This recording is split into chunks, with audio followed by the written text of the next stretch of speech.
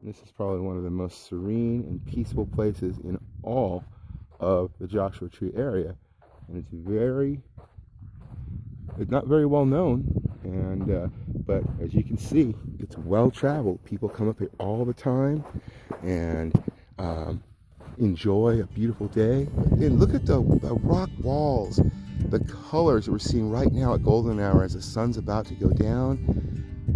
Man, you know, it's really breathtaking, and it gives me, no matter how I'm feeling in a given day or where I'm at, I can come out here and immediately I feel better. I feel good. I love Coyote Hole. It's been one of my favorite places for a long, long time, ever since I first learned about it. And so you got Coyote Canyon, which is on the other side of these hills, Coyote Hole, which is further up, and Coyote Wash that we're in right now.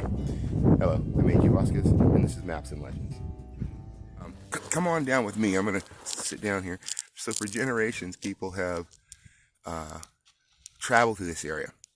In particular, the Moringa, or the Morongo Basin, and I've talked about this before, is named for the Moringa people. Moringa being from the name Mara, the people of Mara. That's what Moringa means. And so Morongo, Moringa. So the Moringa were out here, and the Chemehuevi, who refer to themselves as the Nuubi, they shared a common border that pretty much is right in this area I'm at right now. We've talked on Maps and Legends about arroyos and how amazing they are, the kind of life that the dry washes hold. And this is just an example of how people use the land really effectively.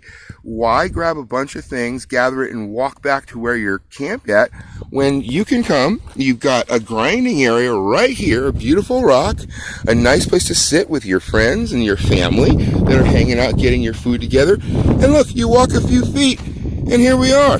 Here's our old pal Cat's Claw.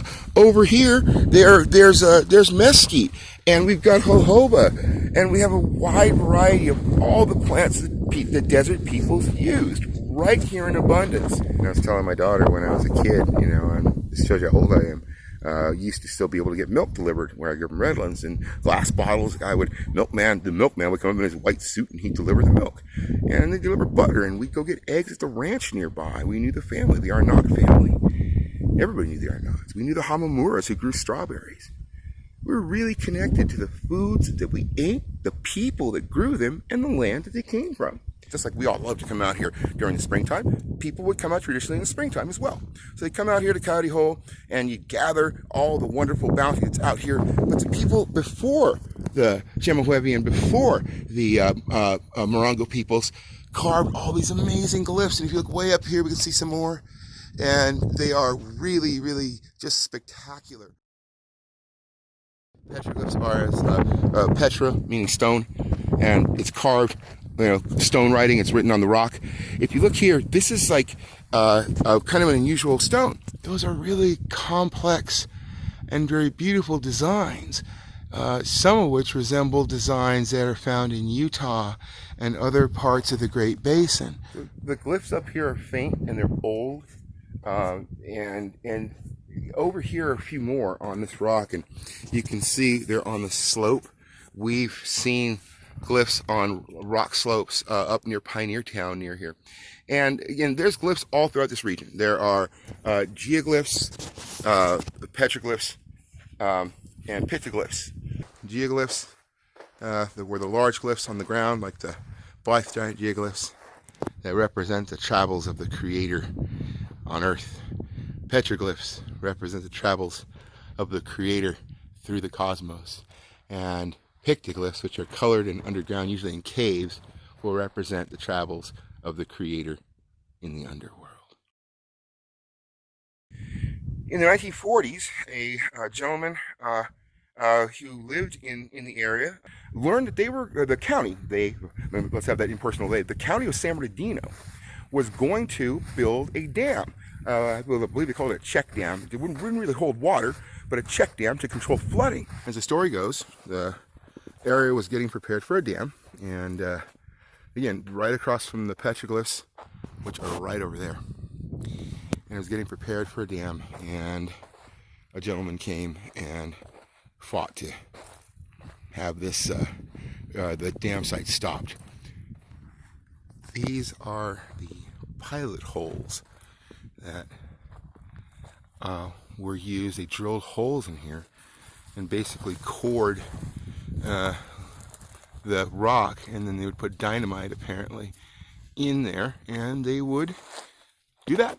So you can see the extensive damage that was done when just with the test blasting they did in the 1940s up here, and took out a large part of the wall. But let's take a look. Here's where they blasted part of the wall, and right across over here is the main wall of petroglyphs. You can see all the way up. I'll try and get a little zoom on there, but you can see all the way to the top of the hill. There's petroglyphs up there. What I've learned about this place is that, again, it's unprotected by, in general, there's no fencing, there's no park here. So that means we have to protect it. We have to be special enough to think about this place as important. So come out here and enjoy it. But remember, this place has a tremendous, you can literally see the history blown out of the rock, and the history carved out of the living stone. When you come out to a place like this, you know, it's good to know both stories. We know that this was short-sighted thinking on the part of people who didn't have a whole lot of concern for the land and for Mother Earth. And over here are these spectacular pieces of history. To walk up this path is to walk through time, is to explore and understand how peoples and cultures lived not even 2 centuries ago. This area is really beautiful and a sacred space. And, you know, we think about sacred spaces and, you know, all earth is sacred. Well, really, everything around us.